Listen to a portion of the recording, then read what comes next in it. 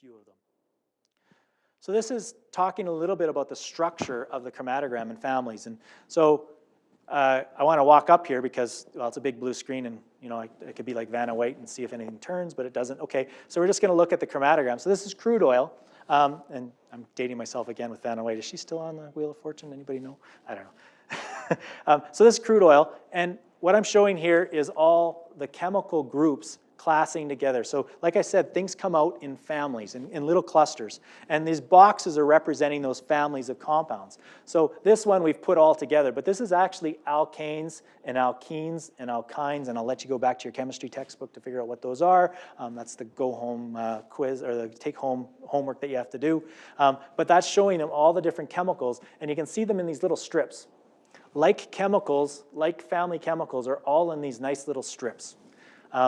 Here are our bicyclic alkanes. Here are our benzene or alkylated benzenes, and there's different types of alkylated benzenes. Here's our, I can look at this. I can't believe I recognize these peaks. Does anybody else recognize these? These are our monomethyl groups and dimethyl groups. And then there's our trimethyls and our tetramethyls. And so these are all our alkylated benzenes. There's a few indanes in here as well, but those all group together. And so this structure of the chromatogram, naphthalenes, these are the benzothiophene, dibenzothiophenes, our PAHs are down here. Here's some of our biomarkers, or Hopanes, or triaromatic steranes and steranes. I just wanted to sound really smart there and say all those big terms. I don't even know what they are, but they're biomarkers of the fuel. And because they come out in these groups, we can watch how this changes over time. That has fingerprinting consequences, that has weathering consequences, and that has toxicity consequences. By having this information, I could take a sample that's 25 years old, that's been buried in the soil, and watch. I'm saying this to a few people that are watching this. I know that they're going, I know what project he's talking about. And I can tell you how old it is by some of the biomarkers in it and how much they've degraded or haven't degraded. I can talk about the toxicity of the compounds because I know certain compounds are being degraded over time and it's becoming less toxic with time. And I can use this kind of information to communicate that to the appropriate people. This is the condensate fingerprinting. I did this last year, I think, for the Agate Tech Talks, looking at condensate. Taking pure product condensate, it's stuff in the ground, floating on the groundwater table. You can take a sample of that, do a dilute and shoot on your GCxGC, and get a chemical mixture. And it's a complete chemical mixture of every chemical that was in that condensate. And I can take it from another water well and another well and another well and compare them and tell you, is it the same condensate or not? Is it a weathered condensate? Is it weathering going that way? Is it two different things on top of each other? So it's the ultimate chemical fingerprinting tool and what you can use it for. And here's one I like to show. This is done here at Agate, and this is an Agate chromatogram showing natural F3s.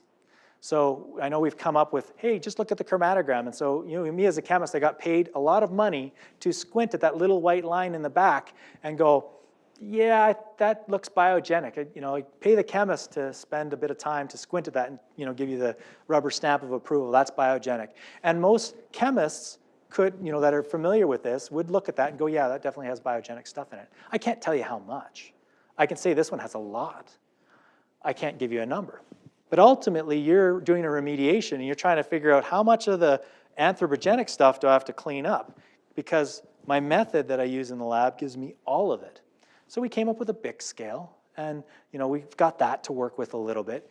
But GCxGC coupled with FID is the ultimate tool, because not only can I separate the biogenic stuff out, I can tell you how much is in the sample. So your guideline, which is meant for petroleum hydrocarbons, anthropogenically put there by accident, hopefully, I can tell you how much of that is there versus how much is the natural plant breakdown material. And that's huge, because that gives me a number now. I can remediate to that number, and I've got the information to be able to prove that to the regulator or to whoever I need to say we're not going to clean this up just because it's above the guideline, because it's mostly biogenic, it's mostly natural. And again, a picture's worth 1,000 words. I have, hopefully I get paid for it, but I can come explain this and say, hey, this is why we know this. And you can see that biogenic fraction is pulled away. You can see that you've got the PAHs there. You've got all our alkanes here. I must look funny in front of this big screen. My coat's puffing. But those compounds are sort of in their own little group. You can see that they're baseline separated and in the back. And that tells me they're different in structure. And they're different in structure because they have an oxygen in them. And that oxygen makes them pull away from the rest of the guys. So I know what these are. I can click on it and get a mass spec and tell you exactly what the chemical name of it is. So if someone argues with me, those would look like biogenic. Well, I've got a bunch of things I can show you. I can show you a picture, I can explain why, I can explain the principles, and I can even tell you the mass spec is telling me that those are biogenically derived. So don't clean it up. Don't clean up natural stuff. It takes a lot of time to build, so there's no use to clean it up. And this is that structured thing. And I showed this must probably an agate talk 6-7 years ago. I'm showing the complexity of a petroleum hydrocarbon chromatogram. So that's the ones that we all squint at when we say, hey, can you send me the chromatogram? And the chemist looks at that and goes, oh yeah, I can see that that's a crude. That's not that hard. But those are the alkanes, your biggest chemicals that are in that particular crude. When you ask the lab to measure TPH, so I do a lot of American presentations, so I have to keep that consistent. They only do TPH. They don't care about fractions. They just, what's the total petroleum hydrocarbons? And they just integrate everything under that curve and say the total petroleum hydrocarbons is this, which is a little different than what we do in Canada, where we break it up into different fractions. We say F1, F2, F3, F4. And all those are is taking a subfraction and saying, here's the total amount of stuff between C6 and C10. And here's the total amount of stuff of C11 to C16. And that's our fractions. But in real life, we've got all these chemicals that are hiding underneath that we're not even measuring. Sometimes we ask for pHs. I won't go into that. There's a bunch of biomarkers there that tell us a little bit about where that oil came from, how weathered it is. All that's just being summed into those 4 numbers, F1 to F4.